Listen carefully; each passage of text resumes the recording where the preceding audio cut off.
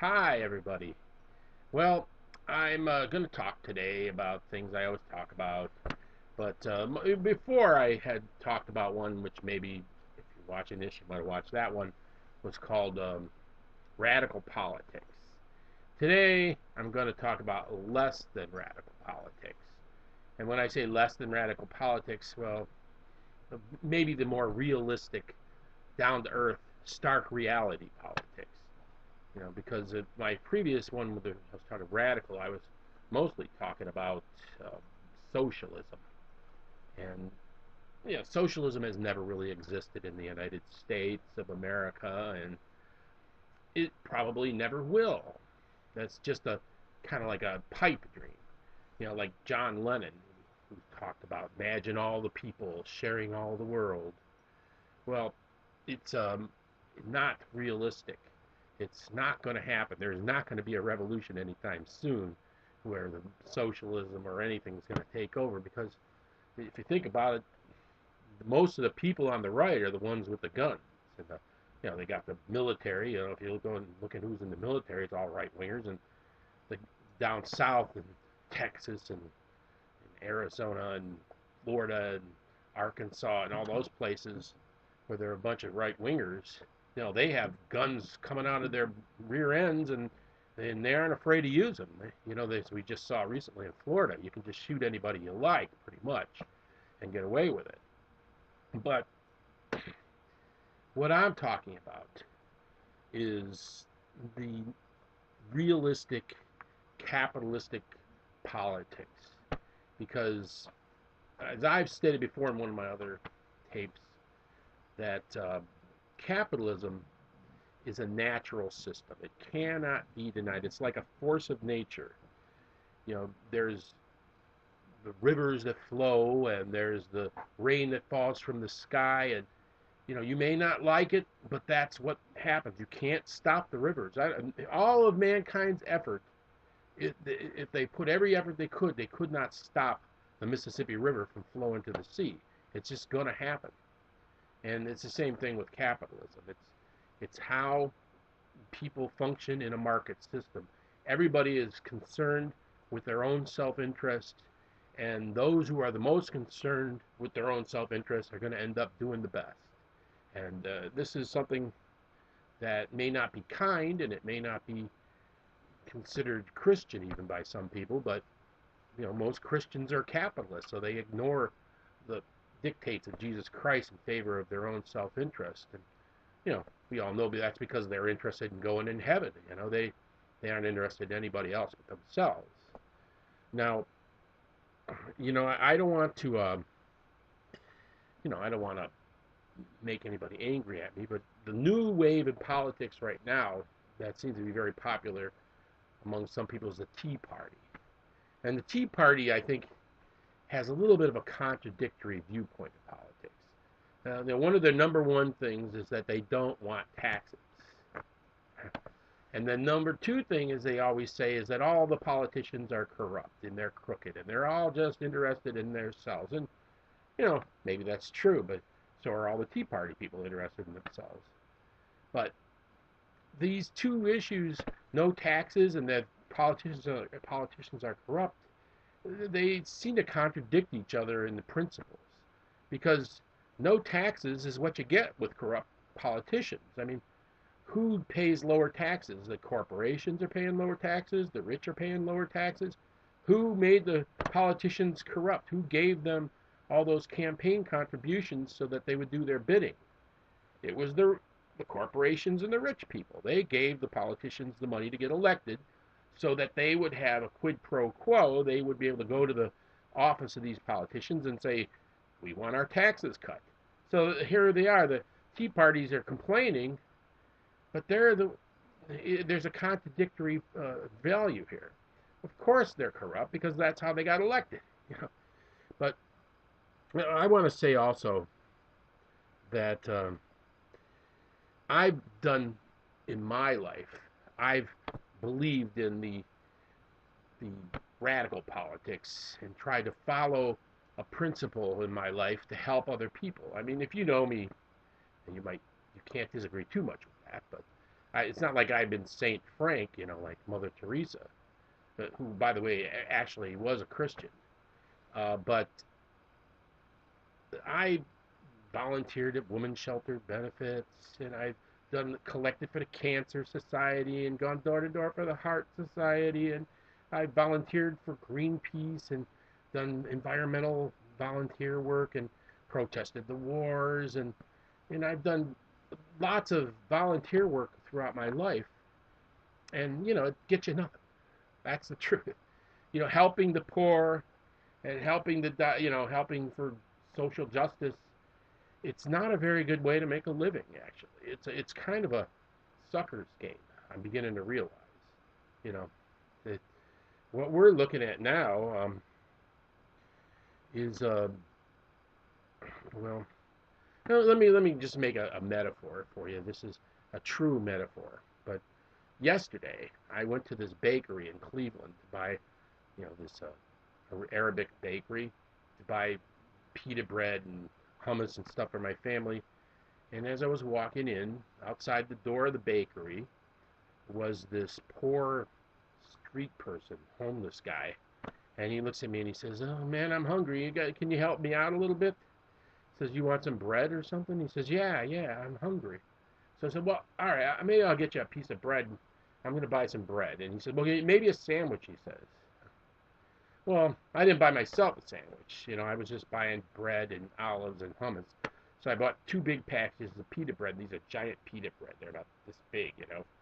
And as I walked out, I gave him a big piece of pita bread. And, when you're giving something to somebody, when you offer somebody something, it might seem like a part of me says, I just felt sorry for the guy, and I know what it's like to be hungry, and I wanted him to have some pita bread. But, of course, there's something in it for me, there's something in it. I felt good about myself. I feel like this, I'm the big guy, hero guy, helping out some poor guy.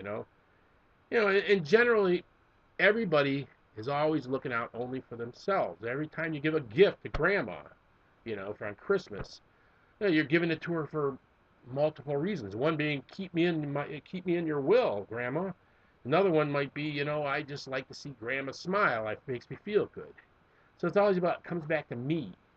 When you give a girl a diamond ring, or you give a girl a present, what you're thinking as a guy is, maybe I can get something off her, maybe, it's like that guy I used to ride around with these teenage guys in their car when I was a teenager, and they had this sticker they put it. I remember this guy putting in his car, ass, cash, or grass. Nobody grass. Nobody rides for free. And that's kind of maybe I should learn this. Nobody rides for free. You shouldn't help people too much because it's going to take away from your benefit. This is realistic politics. This is supply side economics. This is capitalism. There are a lot of people who seem to have faith in the what they call the supply side economics, the free market system. They seem to think that there is a automatic magic to the free market system which will make everything better all the time. Well, that's not true either. The truth of the matter is that the poor people are going to stay poor, and the rich people are going to stay rich, and the middle class are getting poorer in the United States. I mean, that's the reality of the situation. But if you deny the reality of the situation, which is we live in a supply side free market capitalist system, it's stupid to give anything away. It's stupid to help anybody. When you do that, you're just taking away from yourself. You know, as a sideline of this, I want to talk about Donald Trump, who wrote a book about how to get rich. You know, you know how he got rich? He inherited his money. He didn't make a single. He didn't start out with nothing and get rich. He inherited millions of dollars and he blew a lot of it. He was $1 billion in debt at one point in time. That's how you get rich. You inherit the money and you inherit poverty. The chances of somebody who's born in a poor family and lives in a poor neighborhood getting rich is less than 0.5% that they have a chance of getting rich. You know, the best thing that you could do if you're a poor black child living in the ghetto and you want to get rich is practice basketball every day, and hopefully you'll grow to be 6'8" or 6'9", and you can make it in the NBA. I mean, that's about the best chance you have. You know, going out and working hard. There's no jobs. Just like this guy outside the bakery that I gave that bread to. You know, a lot of people tell me, oh, don't give money to beggars. Don't give food to beggars. They should work for that. They should earn their food and so forth. Giving it to them is just encouraging them. Yeah, who's going to hire that guy? That's my question. I mean, I've been working these temporary jobs, part-time jobs. You know, I'm a guy who never missed a day of work for years straight. I have all kinds of skills. I have a college education, and hardly anybody wants to hire me. You know, who's going to hire some homeless guy begging outside of the bakery? You know, you think about what it takes to get to the point where you have to stand outside the bakery and beg for food. You already have no self-esteem if you've gotten to that point. You know, these people, I mean, I'm not saying that they're wrong, but they're wrong in one thing. It's a lot harder to be poor than it is to be rich. It's much more stressful to be poor than it is to be rich. It's a much more miserable life to be poor than it is to be rich. It's easy to become poor, especially if you start out poor, because you don't have to do anything. But the people who think it's a bed of roses for these poor people, you know, they get all these free money, they get food stamps and Medicaid, and oh, it's like as if it were a bed of roses being rich. Well, you're just wrong. You know, it's horrible to be poor. It's a crushing and helpless feeling to be poor. And you know, these people, they may want to work, but they don't know how to get started. But never mind. My point is that I'm always wrong anyway. That this is a free market capitalist society, and that I might as well realize that being honest, being hardworking, being generous, being kind, those are for suckers. Suckers. I'm learning this now finally in my life. It's all about grabbing the buck and stuffing it into your pocket any way you can. That's what you got to do in life. That's the kind of system we work in. And if you want proof of that, you look at how the rich people act. These guys, you would think, if I had $50 million in the bank, you know, and this is what I used to think. Why would a guy with $50 million in the bank want his taxes cut? He doesn't have to worry about where his next meal is coming from. He doesn't have to worry about paying for his kids' shoes. He doesn't have to worry about getting thrown out in the street homeless. He doesn't have to worry about paying rent or paying mortgage or paying taxes. He's got it all covered. He's got $50 million in the bank. Why does he even care about getting his taxes cut? He's got plenty. But they don't. They want more, and they want more, and they want more. And they don't want to give up a penny. And these are the guys who set up the system that we live in. And it's time for me, you know, it's like to complain about that is like cursing against the wind.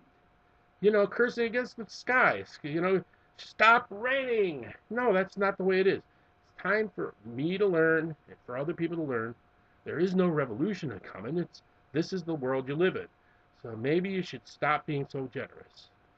That's my answer.